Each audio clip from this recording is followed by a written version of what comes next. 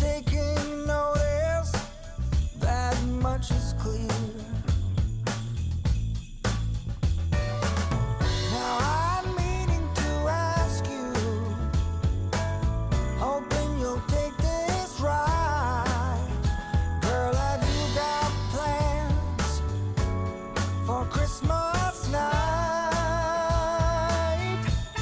Why don't we make your Christmas my Christmas, our Christmas?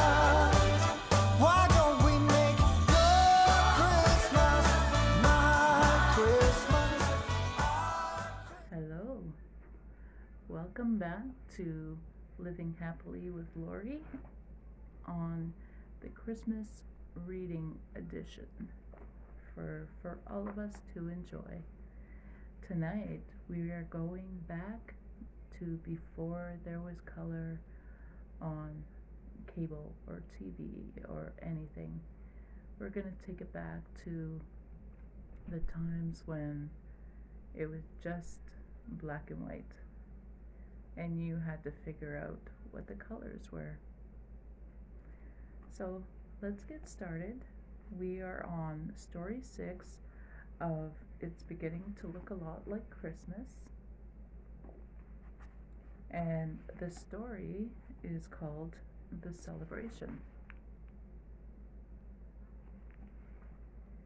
And the caption says, Gratitude is the fairest blossom which brings from the soul, by Henry Ward Beecher.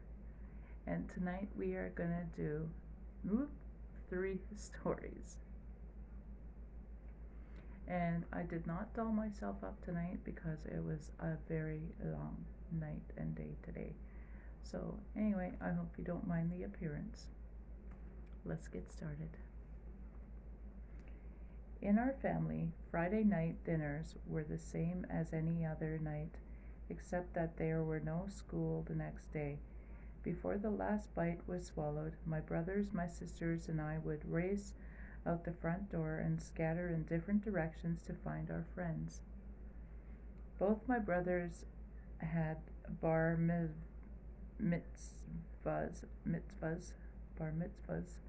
but we did not attend Friday night or Saturday morning services regularly. Holiday dinners, however, were another matter. It was a reason to gather the family, brothers, sisters, aunts, uncles, and cousins. One Hanukkah in particular was very special. That was the year my parents spent every spare penny they had saved to sponsor my father's niece, Mitzi, her husband Jacob, and their 4-year-old daughter, Ruth, from Siberia, and bring them to Canada. They arrived at our house on an icy afternoon in Montreal's Outremont district. It would be years before I realized their desperate condition. I saw them at the time only as pale and tired in neat but worn clothing. My brother Harry and I were crouched on the floor in the living room. He was teaching me the fine art of gambling while playing D-drill. Slowly but surely he relieved me of all my chocolate coins. Wrapped in gold paper as he won each spin. Then we were called to dinner, and at the table my big brother gave me back all the chocolates I had lost to him. There wasn't an extra inch of room around the table. The English speaker sat on one side. My mother and father sat at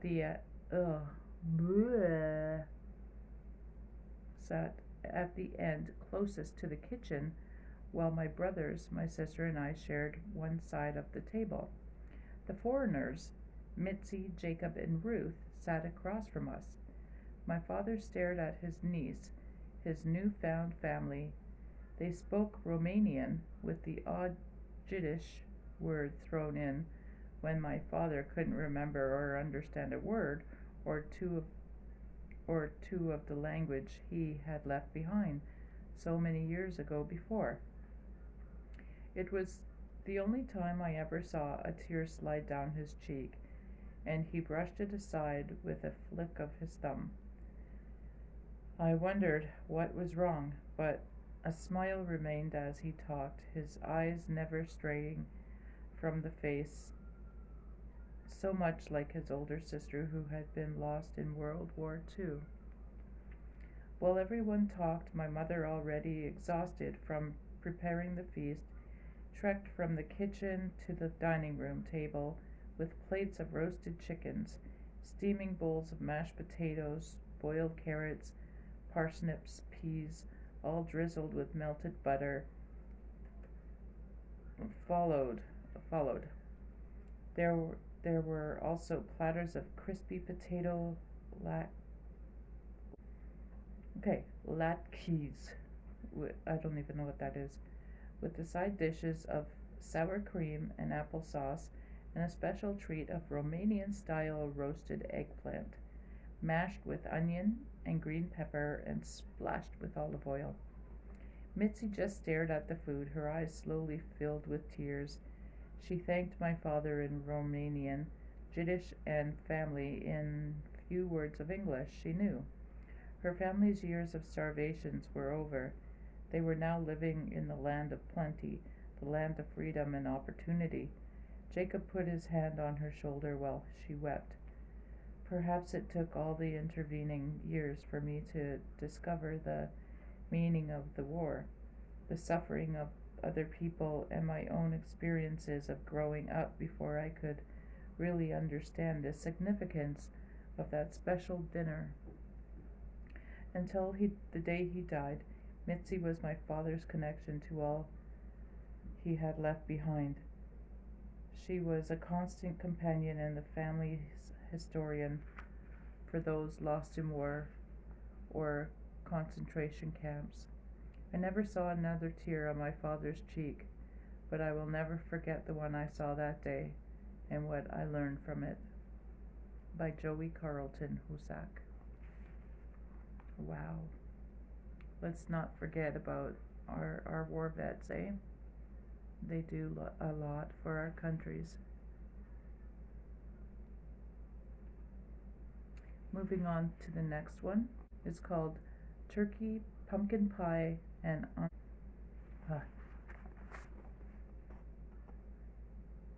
Turkey, Pumpkin Pie, and Enchiladas.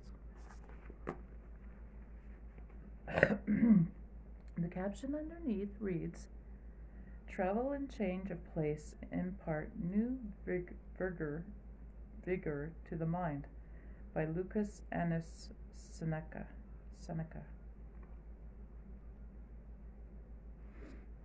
Thanksgiving was always Grandma's holiday, and boy did she go all out. Every year she would invite the whole family to her country club to be served a 5-course meal by waiters in bow ties. It was refined, it was classy. I hated it. I didn't exactly have mature palate, so caviar appetizers were not appreciated. Even the mashed potatoes tasted too fancy. Also, I had to wear an itchy skirt, and the adults separated all of us cousins at the table so we couldn't even talk to each other. But I did have someone to communicate with, my mom. While I was complaining about my stiff Mary Jane shoes, she was muttering about her heels. While I was complaining that even the butter had herbs in it, she was insisting we stop for French fries on the way home. We'd put on polite smiles at the table, then laugh about the stuck-up country club members in the car. Why, yes, inaudibly, I do love the horse races, Bernard, I'd say in my best English accent. Quite right, Gwendolen, right after Morning of Crochet. We sounded like an Oscar Wilde play. We did this every year, that is, until the summer I was 23, then Grandma passed away. Usually, at that time of year, we'd be rolling our eyes at the first thought of country club. It was the first year we hadn't started discussing how we should sneak pizza rolls and tater tots into our purses so we could have real food. Instead, that year we avoided the subject for weeks. As the days passed, I started to wonder what would happen. Maybe there wouldn't be a Thanksgiving. After all, it was always Grandma who arranged the holiday celebration. She was the one who planned the event and made the reservations. I understood how Mum and the rest of the family felt that we couldn't go on business as usual without Grandma, especially since we only went to the country club because she liked it. But we also weren't ready to start new traditions. It felt like moving on too fast. Suddenly, I started to miss our Thanksgiving a lot. I didn't appreciate them at the time, but it was sort of fun to have one fancy night a year. It always made my grandparents so happy. Plus, there was always great pumpkin pie. It made me miss not only my grandma but our tradition. One day in the middle of November, my mom called me at work. I just saw a commercial for a sale on district flights to Puerto, Puerto, Puerto Vallarta. We should go. Although that sounded great, of course, we needed something fun to look forward to. Let's leave on the 23rd of this month. I looked at my calendar. That's right before Thanksgiving. Exactly. It took a few minutes, but eventually I understood what she was thinking. It all made sense. Instead of spending the holiday struggling through a forced meal, missing Grandma, we would skip it all with a conventionally timed trip. We'd be leaving the rest of the family to figure it out while we were far away on a beach. And Mexico, of course, doesn't have Thanksgiving. It was the perfect plan. I agreed to the trip. I knew my mom was missing Grandma, and if I would help her forget about her grief, I wanted to do it. And besides, we would have a ton of fun. So late in November, the rest of our family was planning trips to Grandpa's house for Thanksgiving, and Mom and I were boarding a plane to Mexico. To our surprise, the plane was packed with other families escaping home for the holidays. One newlywed couple told us that they couldn't decide whose parents' house to go to, so they decided they wouldn't choose at all. We got to our resort, a beach paradise with all inclusive food and drink, and an infinity pool right outside our room. It was perfect escape for Mom to clear her head and for the two of us to spend some time together. Every day we ate a ton of Mexican food and had margaritas on the beach.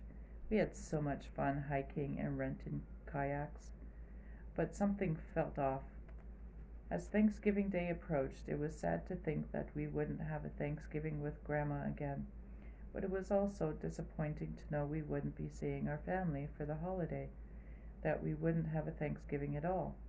I wondered on the morning of Thanksgiving Day if we should have stayed at home. It would have been awkward and a little sad, but at least we'd be together. At least we'd have had Thanksgiving. In Mexico, there were no celebrations, no turkey carvings, no pumpkin pie, and I missed it all. Thanksgiving night, we had dinner at one of the restaurants at the resort, but the dining room was nearly empty. Over enchiladas, Mum and I wondered where the other guests had gone. We, whoops, had all the Americans visiting the resort gone home for the holiday? It didn't make sense. As we were leaving dinner, we heard music and followed some other hotel guests to one of the ballrooms. Inside there were dozens of tables dressed in orange and yellow, a band and bullet tables of turkey and gravy, mashed potatoes and pumpkin pie. It was a Thanksgiving party. Somehow, just seeing the celebration made me feel like we were home. It was a lot different from what we were used to, but somehow that was just fine. Mum and I stayed for a long time talking to other families, listening to music and eating pumpkin pie. As it turned out, we didn't skip Thanksgiving after all. Maybe it wasn't our usual tradition, and maybe we weren't making new traditions that we'd share the next year back home, but it was just what we needed. It was fun and different, and I appreciated the time spent with my mom.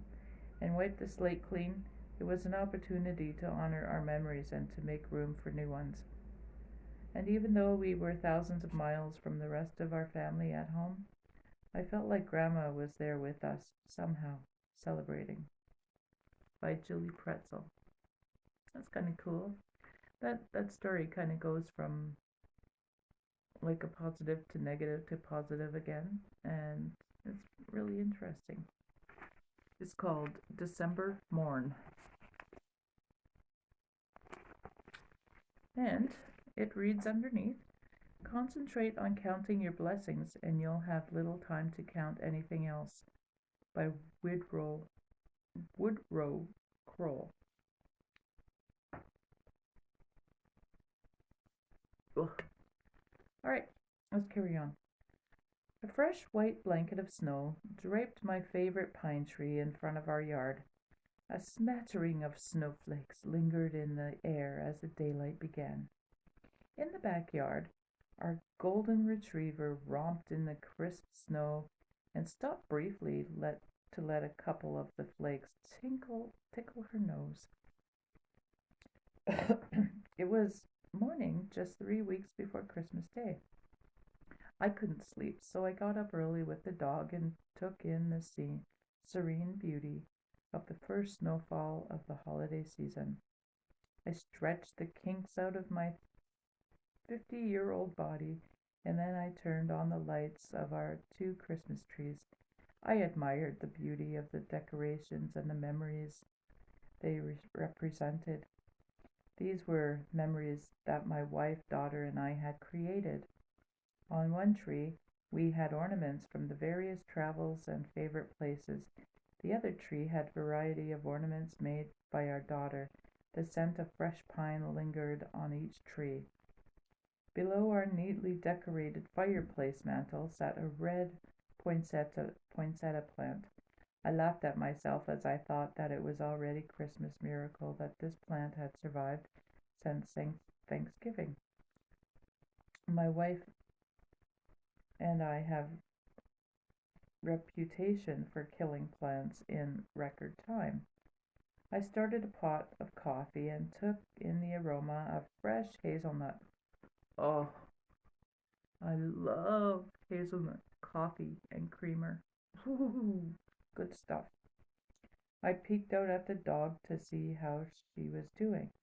As I glanced outside, I saw a bright red cardinal land on the pinecone bird feeder. A streak of sunshine grazed the cardinal and made its red feathers seem even more brilliant. It was a simple snapshot of nature's beauty, and I felt lucky to see it. I sat waiting for the dog and began thinking of the upcoming weeks and sighed. No gifts had been wrapped. Half of them still needed to be purchased. The cookies had not been baked or iced. Christmas cards still needed to be filled out and mailed. Final decorations and plannings had to be finished. Work projects would need to be completed before the end of the year. It was all a bit overwhelming. Thankfully, the dog barked at the back door and helped me erase those thoughts of upcoming tasks. I let her in, and she sat obediently so I could dry off her paws. I petted her, and she wagged her tail as if to say thanks. She was ready for our favorite moment of the day. After she was released, she rumbled back to our bedroom to greet my wife and daughter, who had snuck into bed with us. The dog jumped onto the bed and licked them both as if to say good morning and I love you. From my spot of the bedroom doorway, I watched the proceedings and smiled. The 3 things I loved most in life were all in one spot. My wife, daughter, and dog all seemed content on this early December morning. In 3 weeks it would be a morning of chaos. Wrapping paper would be strewn everywhere. We would be unwrapping and examining gifts, running around trying to decide what to wear to the afternoon gatherings, cooking last-minute dishes, and who knows what else. It would be yet another hectic Christmas day. As for me, my Christmas gift had come early. Money can't buy gifts like fresh white blanket of snow, a bright red cardinal, or an unexpected quiet moment when I could cherish memories that our Christmas trees represent. The gifts of unconditional love from my dog and the security of knowing my wife and daughter had slept warmly in their bed and woke up happy on a crisp and beautiful December morning were far better than anything one could find at a store. Maybe I'm becoming a sentimental fool, but I know what I want. For Christmas every year, I don't need the songs or the gifts or the cookies. Well, maybe a couple of cookies. What I really need is a quiet and beautiful December morning. The time everything is just right and those who are closest to me are there to share my moment. That can always be my Christmas gift. A gift that costs nothing but means everything in the world to me. By David Warren. Wow. Well, that little part kind of choked me up a little bit. I hope you enjoyed this or these 3 stories. I did. I usually do. I think out of the 3, I think the third one was my favorite. Talking about the family, the cardinal, the puppy, all the things that matter. I mean, all 3 were nice, but that one touches home. So I would like to leave you with I hope that you are, thinking about the more special things in your life. And it's talking about Christmas cards and whatnot. Do you do Christmas cards? I'm really interested to know if anybody does do those. I still do. And I haven't stopped since I was, when I started being independent and my kids became teenagers, I started doing it. And I realized how important sending out a Christmas card to people really is, and it's fun, it's fun. People don't always send them back because they don't believe in that tradition, or maybe they don't have the funds. But every year I try to get the really nice cards on sale, and I'll collect them, kind of like wrapping paper. Kind of get that on sales, $1.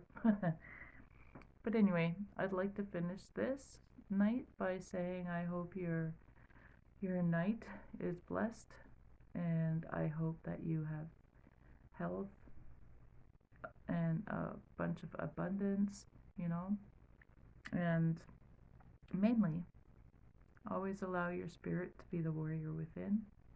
Always be yourself and always have fun. And me and my wacky hairdo, will see you on the next one.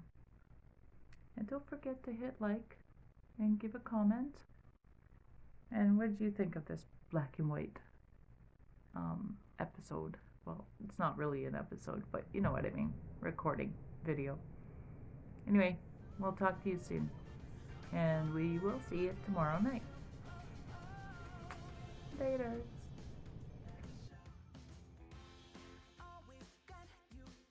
Ooh. Well, how do you like them apples? Black.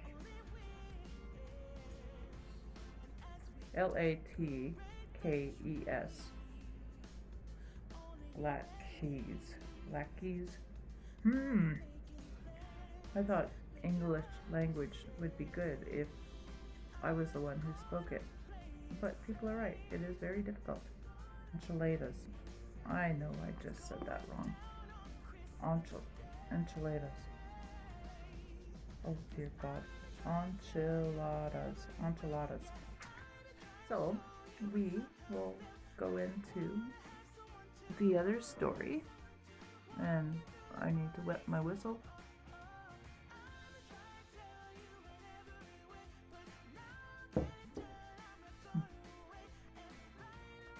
This one.